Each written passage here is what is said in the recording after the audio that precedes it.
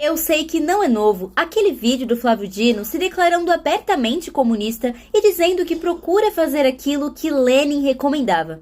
Porém, isso é tão medonho que é preciso falar sobre isso mais uma vez. Lenin foi um ditador comunista e um assassino em massa responsável por espalhar o terror vermelho em toda a Rússia. Atualmente, temos acesso ao chamado Decálogo de Lenin. Em outras palavras, os 10 mandamentos de Lenin. E é importante frisar que não existem evidências que comprovem a veracidade desse decálogo. Contudo, lendo essas ditas regras e comparando com as atitudes de Lenin, podemos facilmente fazer uma associação. E digo mais, não se esqueça que desde os anos 90, Lula já dizia que para implantar o socialismo no Brasil demandaria tempo. Implantar esse socialismo levaria quantos 30, 40, 50 anos para implantar num país de tantas coisas como o Brasil.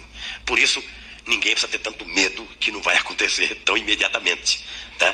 Nós precisamos plantar agora para colher daqui a alguns anos. E não é loucura dizer que as atitudes e a postura do desgoverno Lula já correspondem com todos os itens desse tal decálogo de Lenin. Presta bem atenção que eu vou ler para você. Item 1. Corrompa a juventude e dê-lhe liberdade sexual. Item 2. Infiltre e depois controle todos os veículos de comunicação de massa. Item 3. Divida a população em grupos antagônicos, incitando-os a discussões sobre assuntos sociais. Item 4. Fale sempre em democracia e Estado de Direito, mas tão logo haja oportunidade, tome o poder sem nenhum escrúpulo. Item 5. Colabore com o esbanjamento do dinheiro público. Item 6. Coloque em descrédito a imagem do país, especialmente no exterior, e provoque pânico na população por meio da inflação. Item 7. Promova greves, mesmo ilegais, nas indústrias vitais do país. Item 8. Promova distúrbios e garanta que as autoridades não interfiram. Item 9. Contribua para o fim dos valores morais, da honestidade e da crença nas promessas dos governantes. E item 10. Procure catalogar todos aqueles que possuam arma de fogo, tornando impossível qualquer resistência à causa. Eu acho que nem é preciso comentar sobre esses itens, né?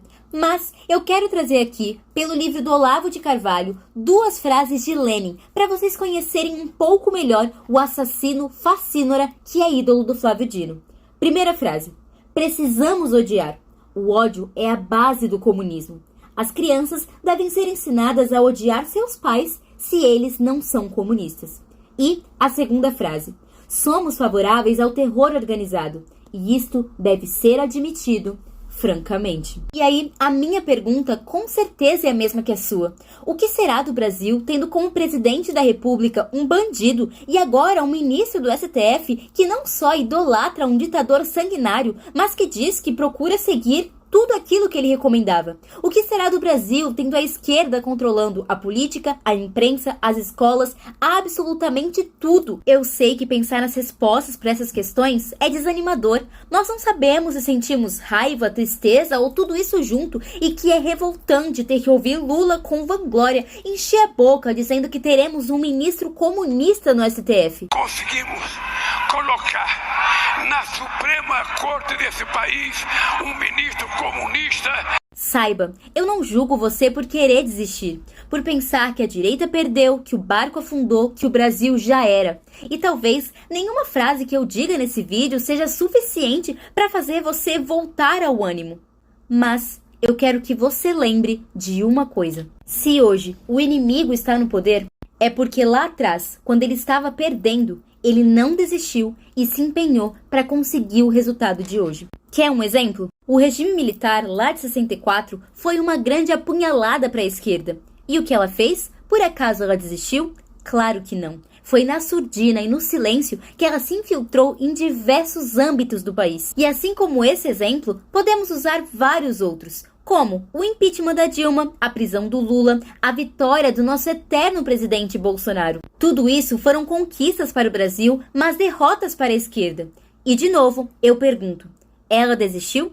Acho que nem precisamos responder. Não interpretem que eu estou dizendo que nós temos que nos inspirar na esquerda. Claro que não. Até porque existe uma mortal e inigualável diferença entre direita e esquerda, conservadores e progressistas. A começar que nós, direita conservadores, temos caráter, não jogamos sujo que nem a esquerda. Só é uma pena que haja parlamentares como o senador Cleitinho, que se diz conservador, mas a todo tempo compara socialistas e conservadores, direita e esquerda. Uma pena maior ainda é ver senadores que se diziam de direita, mas que na verdade não passam de traíras, falsos e mentirosos, como o Sérgio Moro. Apesar disso tudo, se eu pudesse dar uma brechinha de esperança a cada um de vocês, eu diria para se lembrarem que tivemos 31 senadores votando contra o Flávio Dino. Foram 31 senadores fiéis ao Brasil.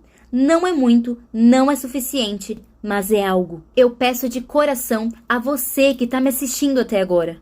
Não desista, aumente sua fé e recupere sua esperança, nem que seja um pouco. Porque se os bons se calarem e desistirem, aí sim o mal vencerá. Eu sou jovem e estou sofrendo com tudo que vem acontecendo em nosso país. Mas imagino que aqueles que são mais velhos devam estar sofrendo bem mais.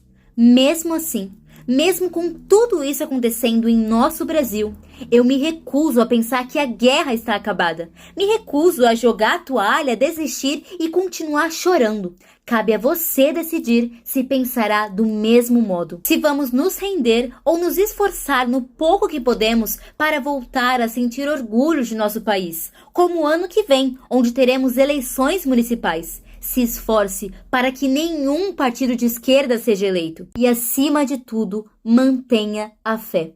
Pois já está escrito em Coríntios 2, capítulo 15, versículo 7. Quanto a vós, sede fortes e não desanimem, pois algum dia o trabalho de vocês será recompensado. De São Vicente, São Paulo, Aninha Ferreira, a voz do jovem na política.